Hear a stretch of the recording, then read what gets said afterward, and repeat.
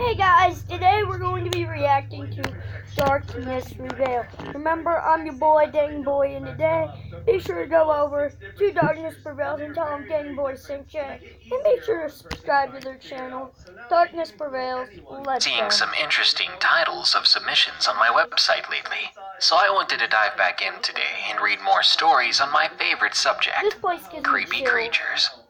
So enjoy these allegedly real sightings and stories about creatures that live in our nightmares, but sometimes come out for a visit. Today's episode features unexplained animals seen in the Appalachian Mountains, the United Kingdom, Kansas, and more. And if you have a story of your own to share, send it to us at darkstories.org. Now, let's begin.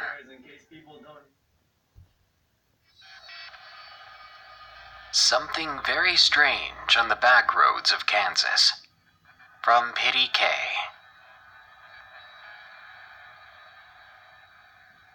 My friend and I were young adults around 2007-2008 in a small town with nothing much to do. So one summer between college semesters, we decided to explore the back roads of our part of the state at every chance we got. We spent a lot of time driving down those dirt roads. A favorite route of ours wound through the country roads of a town near the Oklahoma border, twisting through the gypsum hills and taking us through a few ghost towns along the way. Check that out. We'd set out late on this particular night and hadn't gotten to our route until maybe 1 o'clock in the morning. We had just taken a turn onto a previously unexplored, by us anyway, road. Okay, guys, never go out at 1 a.m. Never go out. Alright, here's the times to just close your eyes and go to sleep. 12 a.m. and 3 a.m. You better just put your bed back in that bed. Don't go exploring. Even if camping, don't go camping. And we're headed south towards the state line, chatting up a storm and sipping Arizona tea. I was riding passenger, looking out the window into the darkness of the Kansas summer night. Not much to see but endless stars overhead. Sorry about my face. I can't remember what we were talking about. Probably our future plans or something. But as we cruised at about 45 miles per hour down the dirt road, I saw something that startled me.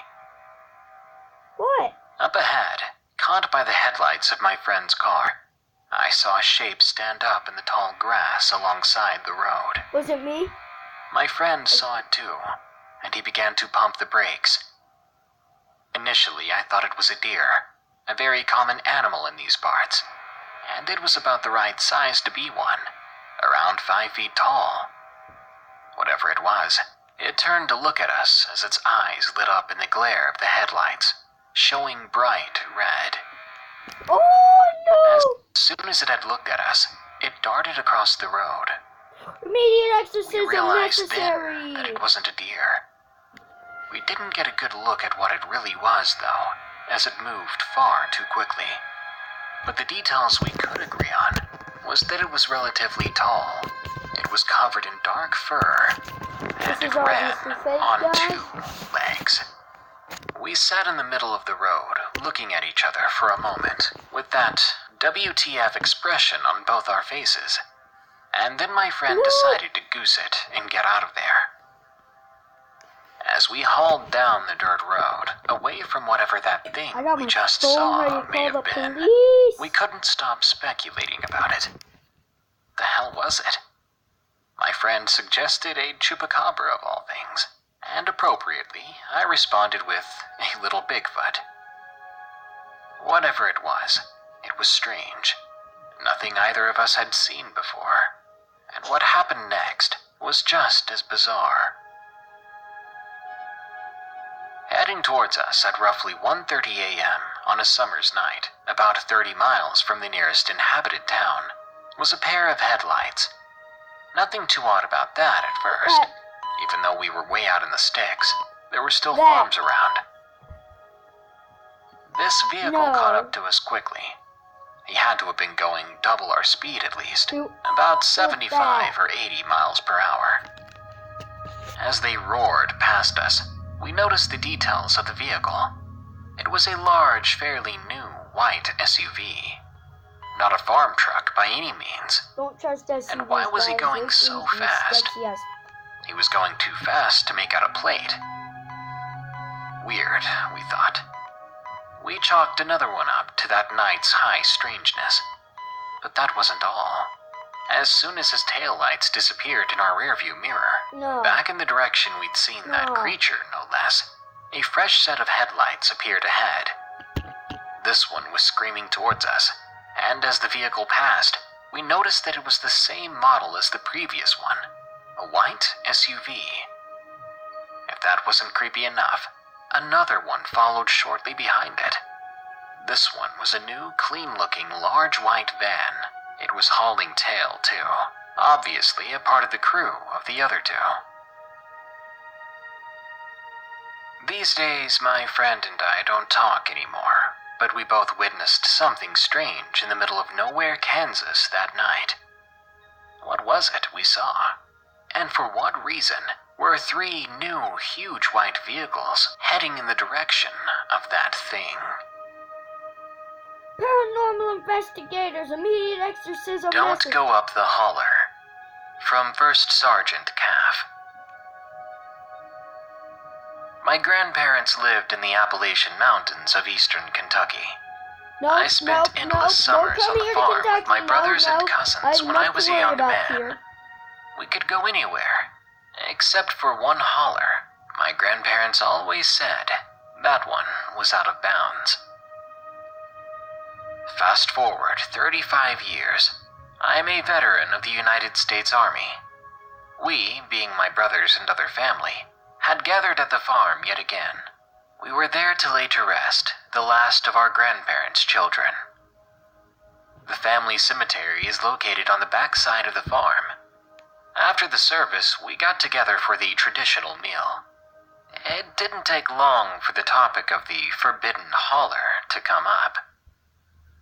A few of us decided we would head up there to check it out finally. I will go there. At about 2100 hours, myself and 3 of my brothers and 4 of my cousins met at where the old home site was.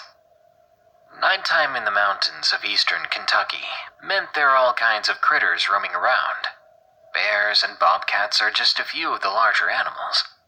So needless to say, we were all armed. After a 4-mile hike straight up the side of this mountain, we came across a flat clearing. Hang on, guys. I actually want to know where I need to worry. What part of Kentucky has bears? Here's some information for Where Are Bears in Kentucky? According to Kentucky Department of Fish and Wildlife Resources, kentucky.gov. Today, Kentucky is home to a growing bear population that offers widespread viewing opportunities in the wild. While the core population is concentrated along the No, pine, Google, Cumberland, shut up. Just use this so it A foundation and a stone chimney. We decided that this would be a good place to rest. My older brother Ed said that this was probably the original homestead. We sat down and waited to see if anything would happen. After about 2 hours or so, we could hear something coming down the holler. The footfalls were of a person, not an animal. We listened for around 10 minutes. They drew closer, very slowly, and then we saw it step out from the tree line. A very tall-looking person. From its silhouette, it appeared to be over 6 feet tall, easily. No one in my family was taller than this thing, so it could have been upwards of 7 feet. I remember wondering, who is that? When I saw its legs, the knee was bent in the opposite direction. This wasn't a person. It walked forward, out from under the canopy. Its pale skin became visible, and lips that were solid black reflected the moonlight. And behind those lips were rows upon rows of teeth. It seemed to look up at the moon. It stretched out a bit, showing just how long its limbs were. Everything about this creature was unnatural. It was only then that I realized I had my revolver in my hand, and it was shaking violently from my trembling form. As if by instinct, I raised up the weapon and I fired at it. It didn't even react, but my family definitely did. They screamed and yelled at me for the sudden outburst. As for the creature, it turned and disappeared back into the tree line. There was no sign of injury anywhere. We made an uncomfortable and awkward walk back, always looking behind us every few seconds. We still didn't know exactly why we weren't allowed in that holler, but we did have a lead that we would never go back to follow up on. Do not. You know what? Unknown creature in southeast England. From A.L. Welsford. 6 likes. I'll go there. 6 likes. Every year since the age of 10, me and my 2 friends, Joe and Phil, would venture to a nearby woods to camp out and get away from the general noise from our local town for a few nights. Frickin' England! Now, some years later, we all still meet up, but our gear has improved over the years. When we were 15, we would have a night that would be left ingrained in our minds forever. We always took a midnight feast consisting of nachos, popcorn, and as much chocolate as we could carry back then. All of it to be washed down with a huge bottle of vodka, lifted sneakily from whoever's parents hadn't locked it away. Generally, we would take it in turns to see who could scare the others the most with pranks. This particular year, we couldn't get any alcohol, so we had to settle with good old Dr. Pepper. It must have been 1 a.m. at the time. You could hear the call of the resident owl, the unmistakable sound of crickets, and the odd fox wandering through the surrounding bushes. Until, all of a sudden, we heard the sound of something much bigger just outside. We climbed out of our tent, only to catch a glimpse of a deer-like thing, looking up at the night sky, standing on 2 feet with what appeared to be antlers, with one side broken.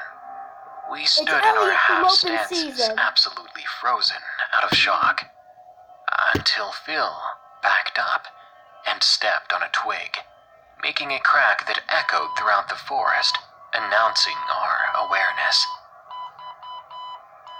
This made the creature snap its head and look at us, without moving any other parts of its body at all.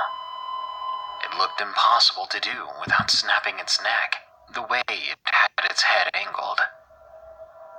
All of us were ready to turn and run as quickly as possible at a moment's notice. Yet we stood there, like we were in a trance, or maybe that's what shock is like.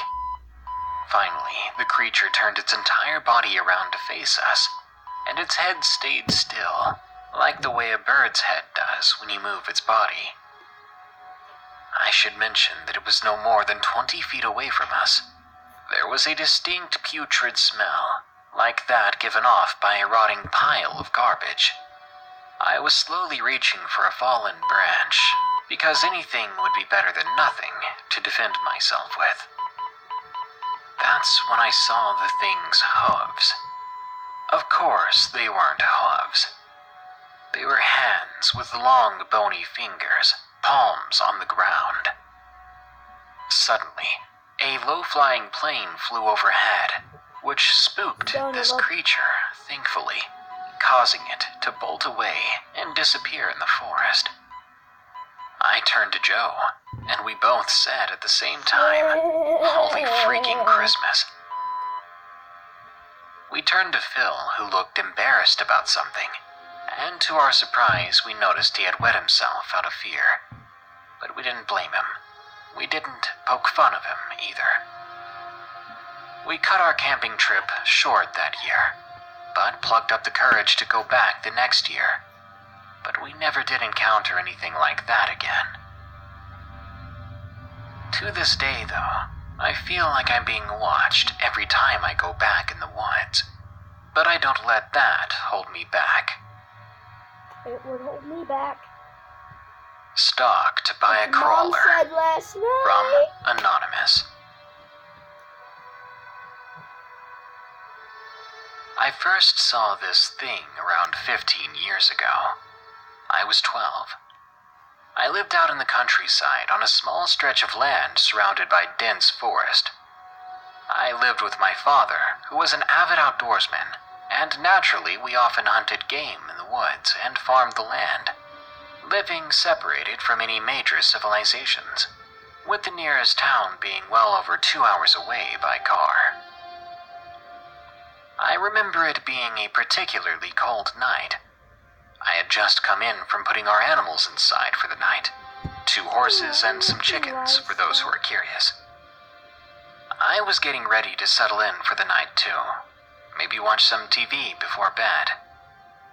It wasn't long until I heard Misty, our mare, kicking up a fuss outside. She sounded awfully distressed, so I went to the window to see if any coyotes were prowling around. They were quite common in the area. When I looked outside, I found my prowler, but it wasn't a coyote.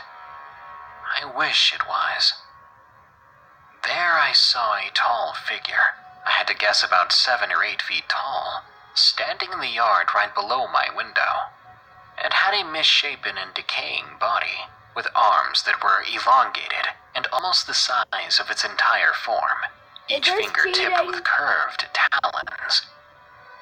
I slowly scanned up its body until I looked into its eyes, but all I found were 2 empty black pits on a bald, pale, and deformed head, mouth lined with jagged teeth.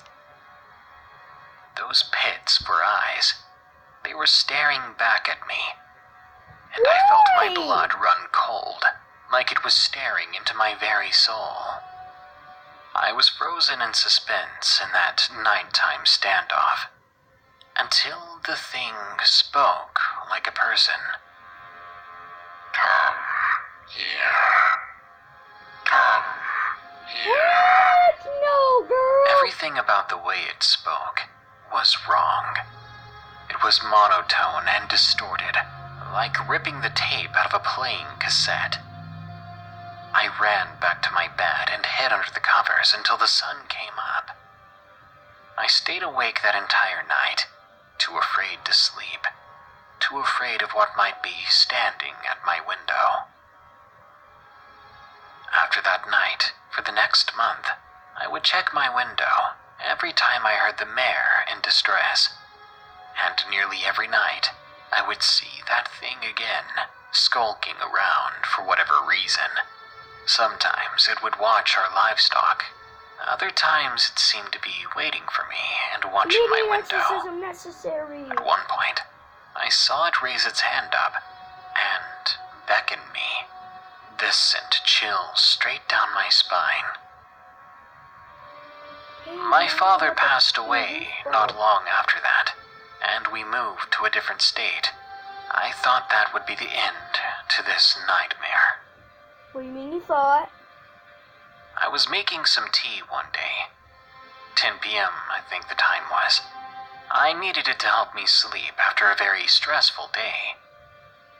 I have these glass patio doors that look out onto a small creek, not too far from the backyard. It was through those doors that I saw movement in the corner of my eye, and so I peered through the glass. There it was, standing plain as day. How it found me, I have You best no believe I idea. better be Maybe moving it was to just another country one of after those that. things. I ran to my closet in my bedroom, grabbing a baseball bat, then ran back to the door only to find that the creature was gone, leaving no trace. Now I'm starting to think I'm seeing things. Maybe it's all this stress from moving and losing my father. Maybe it's real. I feel like I'm losing it out here. But if I am truly sane, then I'm just waiting like a pig to the slaughter. If you're wondering exactly what one of these things looks like, I believe it would be classified as a crawler or a fleshgate. Something quite similar to the creatures from the movie The Descent. Something you don't want to ever have to see. Don't go into the jungles Hey, of look, Ronald Okinawa Weasley's at on night. here. Run From away, go Ron back to Harry R. Potter. Where's your children? You need to take them My up friend on Jim down and I were in the Marines when this took place. It was mid-January, and the weather wasn't too hot and not too cold. About what you'd expect in Okinawa, Japan, where we were stationed. Jim and I had been at our new unit since December, and we were lucky enough to be put in a unit that was doing field ops in the northern part of the island the following month. The day came where we were leaving for our field. We woke up at 0500. We did our normal things, like getting dressed, shaved, got some chow, then went back and loaded our gear into the trucks. Growing up around Mass Woodlands, Jim and I were really excited to get into the jungles of Japan for a week. We all loaded into the trucks and started out a long convoy to the northern part of the island. 4 hours passed by when we started to lose all sight of civilization and could only see nothing but jungle. Finally, we arrived at the base camp, where we unloaded all our gear and set up our camps. Of course, as luck would have it, Jim and myself got picked to have fire watch at 0300 the following morning. 3 a.m. came and Cale and Jones woke us up to relieve them. It was time for our watch, the last watch of the night. After getting dressed and grabbing our rifles, we started our rounds around the camp. About 20 minutes into rounds, we came upon a path that didn't seem to be there before. Jim and I felt that we could take on the world.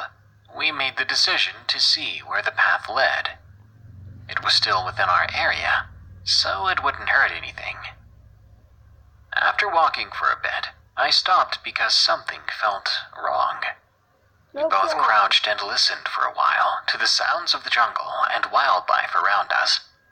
Suddenly, Jim tapped my shoulder. I looked to see what he wanted. Quietly, he told me to shut up and get down, so I did, and I looked in the direction he was watching. Shut up and get down. At first, I didn't see what he was looking at. Then, out of nowhere, a set of piercing red eyes appeared. We sat still for a few minutes. We contemplated our next move. Jim looked at me with a cold and calculated look on his face and said to me, "We need to figure out what that is." We both got down and crawled in the direction of the red eyes. Jim went right, and I went to the left.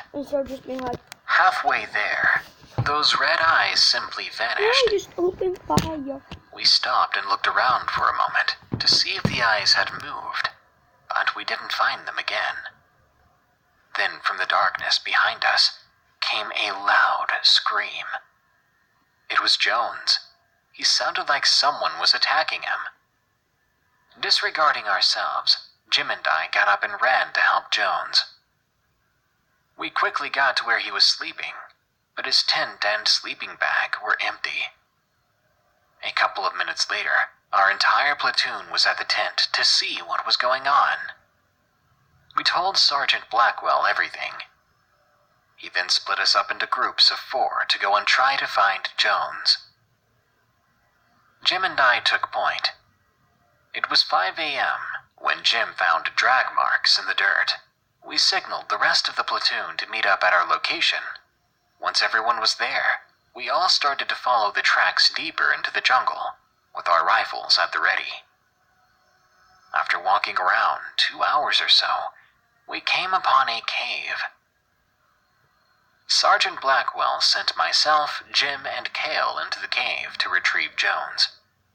We slowly walked into the cave, beginning our steady search. We must have been in there an hour before we found Jones unconscious and bloodied up pretty bad. He was lying in the middle of the large cavern. Jim runs up to him and grabs him, starts to carry Jones back, when red eyes appear in the darkness. Eventually, the eyes faded away again, and we ran for the opening, when all of a sudden, something struck me from behind. That sharp and sudden pain was all I remembered. When I came to, I was in the hospital. Jim was with me. He told me that we got Jones back safely. Thing is, over the next couple of years, a few more soldiers were taken to that cave, and a couple of them we didn't get back alive, and sadly, we never did see exactly what or who it was that was taking them. It was 2 years after this, when Jim and I were stationed in the Middle East. I lost Jim to a 10-year-old suicide bomber in the desert. I'll dedicate this story to him. I miss you, brother.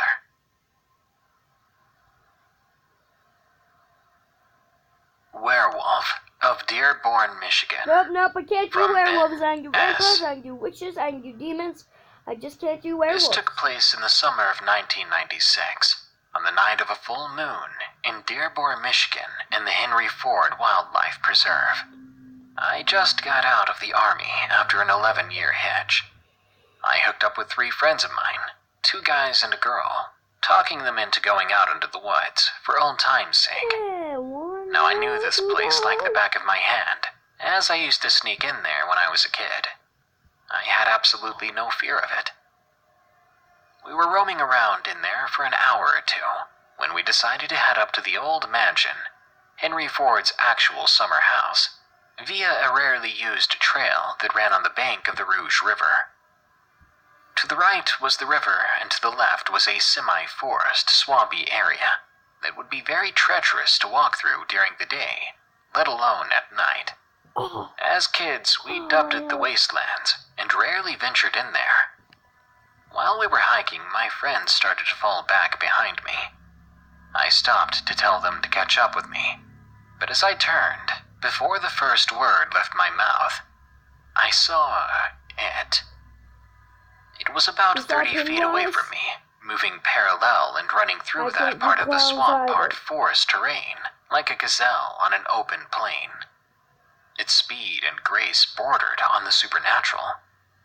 It was thickly muscled, built like a bodybuilder, and was in the 6 to 7 feet tall range, covered in black fur.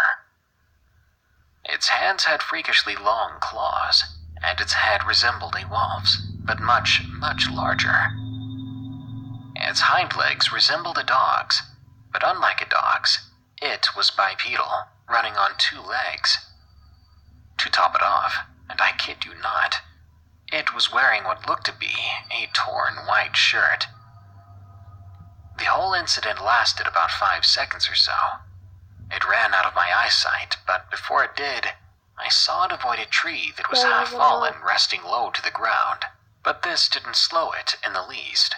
I never saw it again, and I only spoke about this to a very close friend of mine. It wasn't until the advent of the internet that I finally realized I wasn't the only one that had seen this kind of animal before.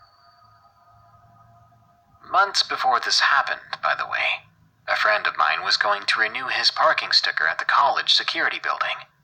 He was attending classes at U of M and asked if I wanted to keep him company. While he was waiting for his sticker, I glanced at the bulletin board, and on it was a notice warning pedestrians and students to be wary of a pack of wild dogs running around in the wildlife preserve. I asked the security guard if he knew of anyone who had actually encountered these dogs. He said no, but the reason why they assumed there was a pack of dogs on the loose was due to a large, sudden spike of animal carcasses being found, ripped to shreds. I'm sure now, these 2 things were linked together.